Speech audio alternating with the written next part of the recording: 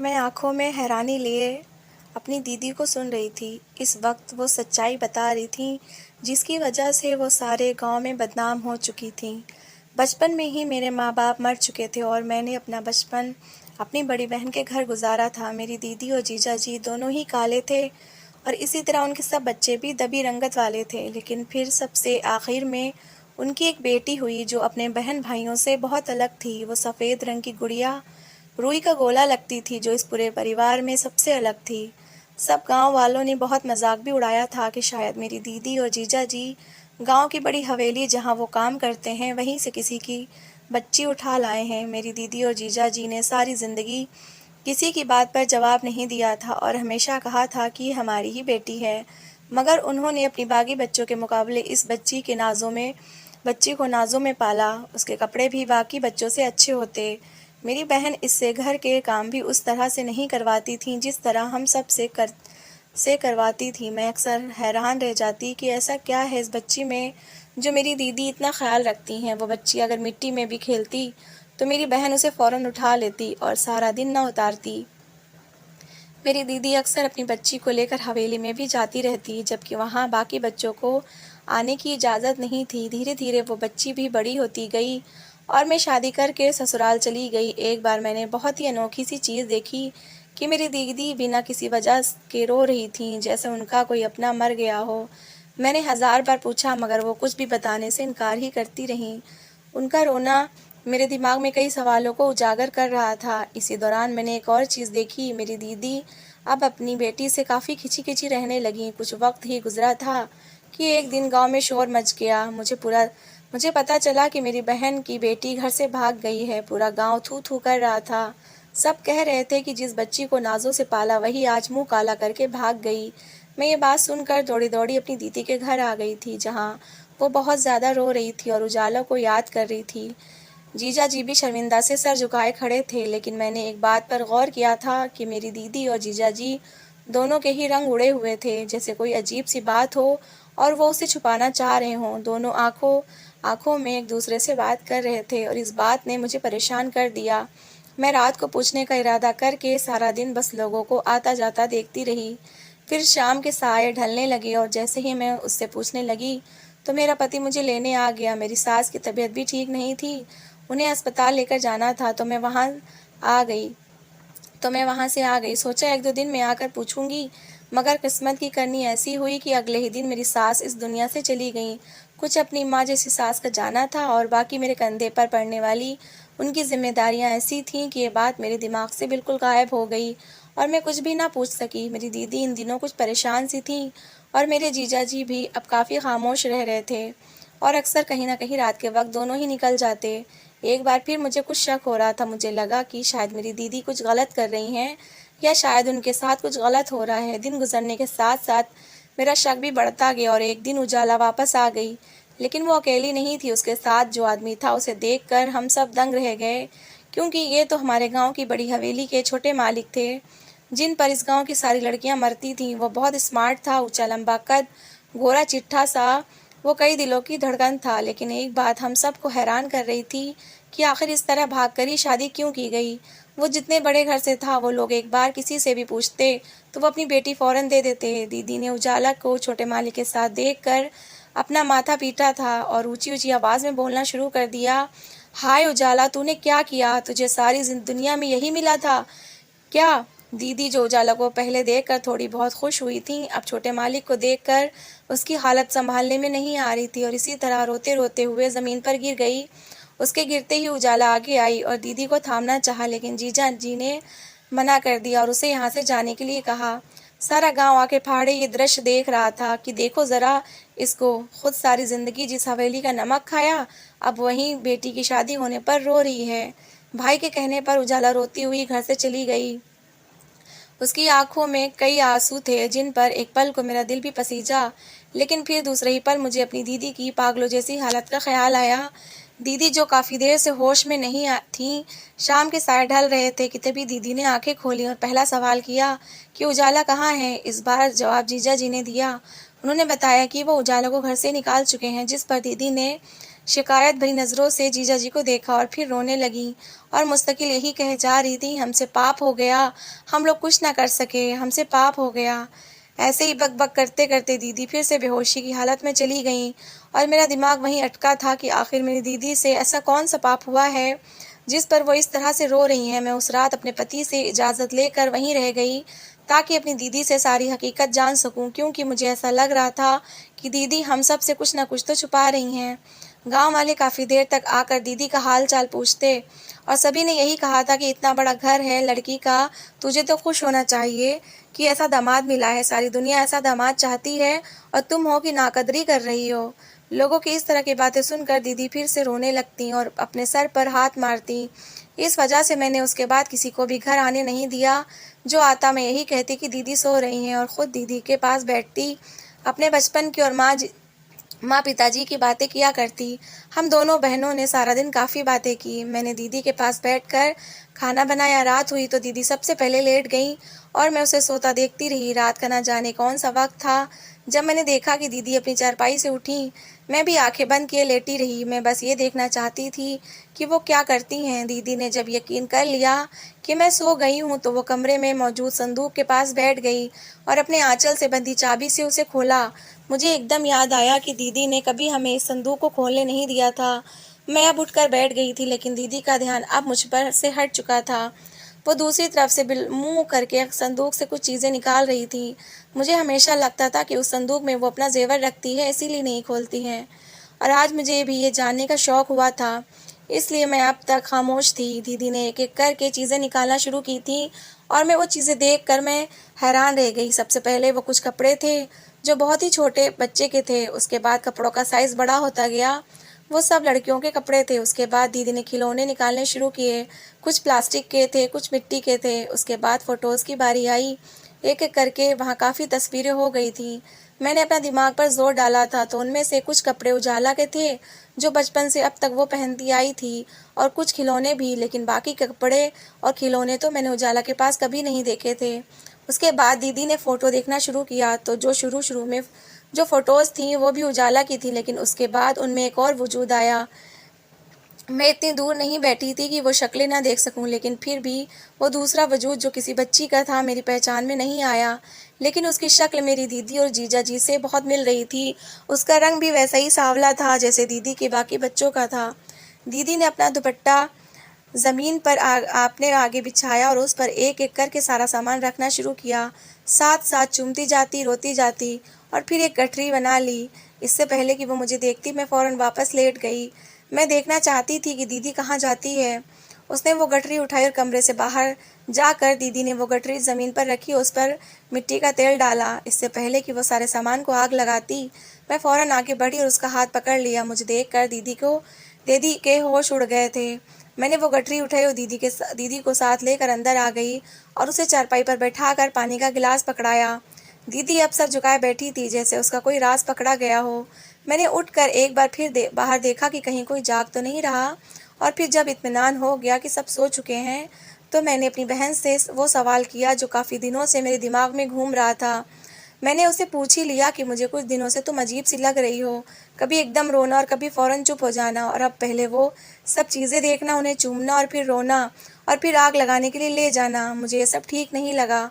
मैंने उससे ये भी कहा था कि मुझे आपका ऐसे ये सब करना अजीब लग रहा है।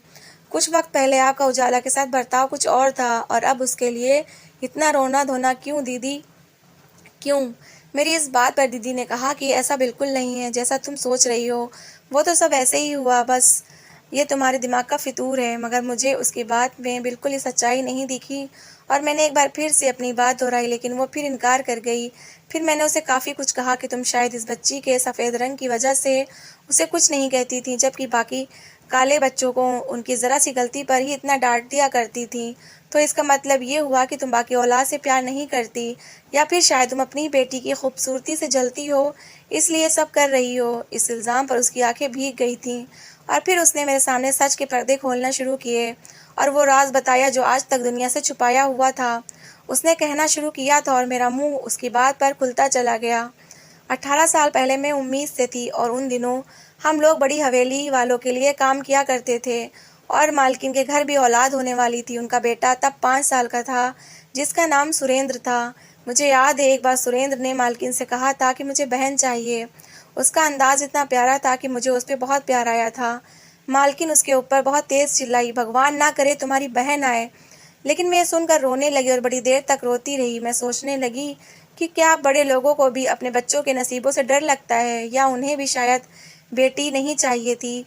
ऐसे ही कुछ दिन गुजर गए थे और फिर एक रात मुझे दर्द उठा और उस रात मैंने एक बच्ची को जन्म दिया। उसी रात मालकिन के घर भी एक बच्ची का जन्म हुआ। हर तरफ मुबारकबाद का शोर था, लेकिन मालिक और मालकिन के चेहरे पर मुझे परेशानी की झलक दिखाई दी और मैं समझ नहीं पा रही थी कि आखिर ये सब क्यों। हम लोग गरीब होकर भी बेटी की पैदाइश पर खुश हैं, फिर ये लोग इतने दौलतमंद वाले हैं और है भी पहली बेटी, तो फिर ये परेशानी क्यों।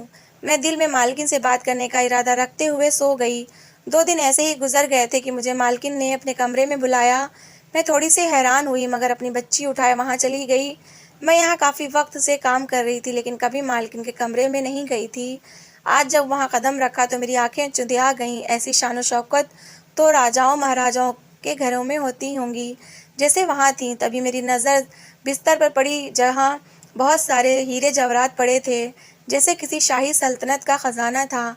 मैं वो देखकर काफ़ी डर गई और ज़रा सी दूरी पर खड़ी हो गई कि कहीं उनमें किसी की चोरी होने का इल्ज़ाम ही मुझ पर न लग जाए। हाँ, मगर मेरी आंखें अभी भी उस सोने के ढेर पर थीं, जिसकी रोशनी से मेरी आंखें चौंधिया गई थीं। तभी मालकिन आगे बढ़ी और मुझे बैठने को कहा। मैं ठहरी नौकरानी वहीं ज़मीन पर बैठ गई, लेकिन मालकिन ने मुझे कंधों से पकड़ा और बिस्तर पर बिठाया और कहना शुरू किया, कालो, तुम मुझे अपनी औलाद दे दो। तुम अपनी बेटी मेरी गोद में डाल दो। भगवान की कसम, तुम्हें उसकी तरफ से मुश्किल नहीं होगी। और मैं तो ये बात सुनकर ही भौचक्का रह गई और फिर मेरी नज़र अपनी गोद में मौजूद अपनी बच्ची पर पड़ी थी, जो उस वक्त अपना अंगूठा चूस रही थी। मैंने घबराते हुए कहा था कि मालकिन, आपकी तो खुद एक बच्ची है, फिर मेरी इस काली कलूटी बच्ची की ज़रूरत आपको क्यों होने लगी। मेरी इस बात पर मालकिन फूट फूट कर रोने लगी थी, जैसे मैंने उनकी दुखती रग पर हाथ रख दिया हो, और रोते रोते कहा कि कालो, मजबूरियाँ किसी इंसान को नहीं देखती। ये लोग नहीं जानते कि बेटियाँ कैसे पाली जाती हैं।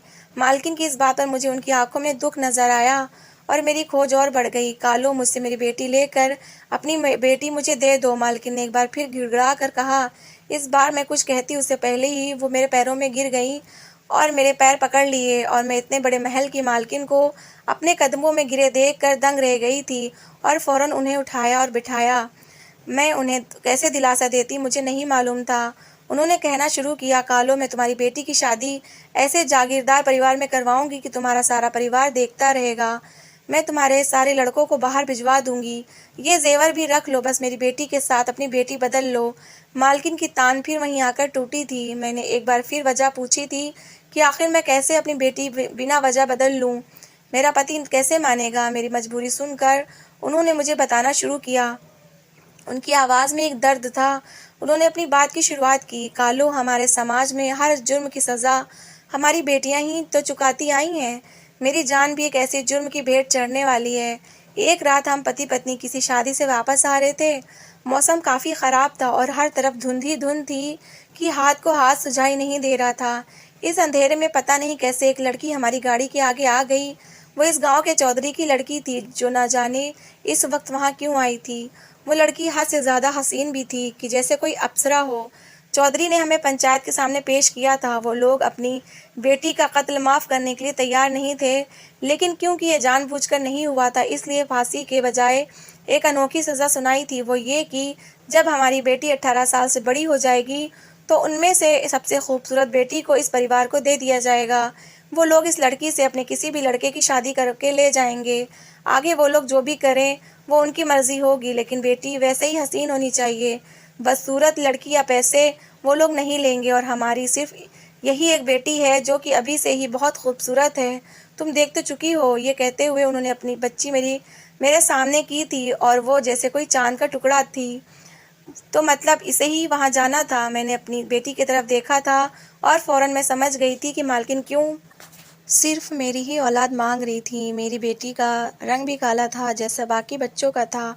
दूसरा, नए नक्श भी बहुत आम से थे मेरे सामने, वो सब चीज़ें भी थीं जो मालकिन ने मुझे देने का वादा किया था। मेरे बेटों का फ्यूचर और बेटी की ज़िंदगी सब मेरे सामने घूम गई थी और मैंने अपनी बेटी बदलने पर हाँ कर दी थी, जिस पर मालकिन का चेहरा ऐसे खिला था जैसे किसी ने उन्हें ज़िंदगी का तोहफ़ा दिया। मालकिन ने मेरी बेटी को अपनी झोली में डाल दिया और वहीं अपनी बेटी मेरी झोली में डाल दिया और उसे खूब चूमा चाटा, और मैं तो उस बच्ची को देखकर छू भी ना सकी क्योंकि वो इतनी नाजुक गुड़िया जैसी थी। मालकिन ने मुझसे कहा था कि मैं अक्सर इस बच्ची को मिलने आया करूं और इस तरह वो भी अपनी औलाद को देख लिया करेंगी, लेकिन हम कभी बच्चों को ये नहीं बताएंगे कि ये कौन है। जब दोनों बच्चियां बड़ी हो जाएंगी और इनकी शादी हो जाएगी तब सच्चाई बताएंगे। मालकिन की इस बात से भला मुझे क्या परेशानी हो सकती थी। मैंने भी फौरन हाँ कर दी और अपने पति को भी जैसे तैसे मना लिया। अब एक शहजादी हम गरीबों की कुटिया में पलने लगी थी और हमारी बेटी रानी जैसी जिंदगी जी रही थी। मैं अक्सर वहां जाकर उसे देखती और कहीं उसकी फोटो और छोटे छोटे कपड़े और खिलौने छुपा कर ले आती। उन्हें देखकर मुझे लगता मेरी औलाद यही है। उजाला को भी अक्सर मैं वहां लेकर जाया करती थी। वो वहां जाकर सुरेंद्र के साथ खेलती रहती और मैं भी खेलने देती क्योंकि मुझे लगता था कि खून खींचता होगा। ऐसे ही कई दिन गुजर गए कि हमारी बेटियां बड़ी होती गईं। उजाला और रोशनी दोनों 18 साल की हो चुकी थीं कि दूसरी तरफ चौधरियों ने मालिकन को वादा याद दिलाया और रोशनी को देखने वहां आ गए थे, और फिर वही हुआ जिसके बारे में मालकिन ने कहा था। वो लोग रोशनी को लेकर नहीं गए थे। उन्हें खूबसूरत लड़की चाहिए थी, कोई काली कलूटी नहीं, मगर वो लोग एक फूटी कौड़ी भी नहीं देकर गए। मैं भी इस बात पर हैरान थी, लेकिन इस बात का जवाब 3 दिन बाद हम सबको मिल गया जब रोशनी अपने कमरे में मृत पाई गई थी। वो लोग खून का बदला खून से ले चुके थे। मेरी बेटी बदसूरत थी तो क्या हुआ, बेटी तो थी। उन दिनों मालकिन भी खूब रो रही थी। आखिर उन्होंने रोशनी को पाला था और मैं भी अपने दुख में रो रही थी कि कभी अपनी बेटी को अच्छे से गले भी न लगा पाई। कुछ ही दिन और गुजरे थे कि एक और भूचाल आया था। उजाला ने मुझसे और अपने पिता से सुरेन से शादी करने को कहा था। इस पर हम दोनों ने फौरन इनकार कर दिया था। आखिर कैसे हम दोनों उसकी शादी उसके सगे भाई से करवा देते, ये तो बहुत बड़ा पाप है। हम दोनों बहुत परेशान थे कि आखिर इस परेशानी को कैसे हल करें। अभी हम इस सोच विचार में थे कि उजाला घर से भाग गई। हमारे सारे किए कराए पर पानी फिर गया। इस बच्ची की जिंदगी बचाने के लिए हमने अपनी बेटी खोई थी और ये हमारा मुंह काला करके चली गई। आज जब वो अपने पति के साथ आई तो मैं ये कैसे देख लेती कि वो अपने ही भाई की पत्नी है। दीदी मुझे सारी बात बता चुकी थी और अब वो फूट फूट कर रो रही थी और मैं तो हैरानी से सब सुन रही थी कि हमें कभी भी कुछ पता नहीं चला। दीदी के दर्द का मेरी आंखों से कई आंसू निकले थे और मैंने दीदी को अपने साथ लगा लिया। अगले दिन सुबह सुबह दीदी और जीजाजी हवेली जाने के लिए तैयार हुए। उन दोनों ने सोच लिया था कि अब वो कुछ भी छुपाएंगे नहीं और उजाला को सारी सच्चाई बता देंगे। मैं भी उनके साथ थी। आज हम हवेली पहुंचे तो सामने ही मालकिन नजर आ गई थी। साथ में मालिक भी थे। आज दीदी सर झुका हुआ नहीं था। वो उन दोनों के सामने कुर्सी पर बैठ गई थी और मालकिन से कहा कि आपने अपनी बेटी तो बचा ली, लेकिन वो एक पाप कर बैठी है। इस बात पर मालकिन ने हैरत से मेरी दीदी को देखा और पूछा कि क्या हुआ कालो, तुम ऐसे क्यों कह रही हो। उस पर मेरी दीदी ने उन्हें बताया था कि उजाला ने भागकर सुरेंद्र से शादी कर ली है। आखिर सगे भाई बहन भाई कैसे शादी कर सकते हैं। ये कहते हुए दीदी की आंखों में आंसू आए थे। मालकिन ने यह सुनकर आवाज लगाई, उजाला और सुरेंद्र अंदर आ जाओ। और फिर मालकिन ने कहना शुरू किया था और एक और हकीकत खुली थी। सुरेंद्र हमारा बेटा नहीं है। सुरेंद्र तो महेंद्र जी के दोस्त का बेटा था जिनकी मौत एक हादसे में हो गई थी। उनकी पत्नी भी तभी चल बसी थी और तब मैंने और महेंद्र जी ने सुरेंद्र को पाला था। ये हमारा सगा बेटा नहीं है और हमें इनकी शादी का भी पता है। मालकिन के इस राज पर मेरी दीदी का रंग अजीब सा पड़ गया था। उन्हें उजाला की शादी के बारे में भी नहीं बताया गया था जिसे उसने इतने प्यार से पाला था। सारी जिल्लत इन गरीब लोगों के हिस्से में आती है। मालकिन ने आज फिर मेरी दीदी के पैरों को छुआ था, मगर अब मेरी दीदी वहां से उठ आई थी और मैं सारे रास्ते यही सोच रही थी कि क्या सारी कुर्बानी गरीबों के लिए ही लिखी होती है। मेरी दीदी ने सारी उम्र बदनामी भी देखी और अपनी बेटी को भी खो दिया था। क्या गरीबों का खुशियों पर कोई हक नहीं होता। तो दोस्तों, कैसी लगी आपको मेरी कहानी। अगर कहानी अच्छी लगी है तो प्लीज़ इसे लाइक करिएगा, शेयर करिएगा और अपनी राय कमेंट बॉक्स में ज़रूर दीजिएगा। और मेरी अच्छी अच्छी कहानी सुनने के लिए मेरा चैनल सब्सक्राइब करिएगा। Thanks for watching.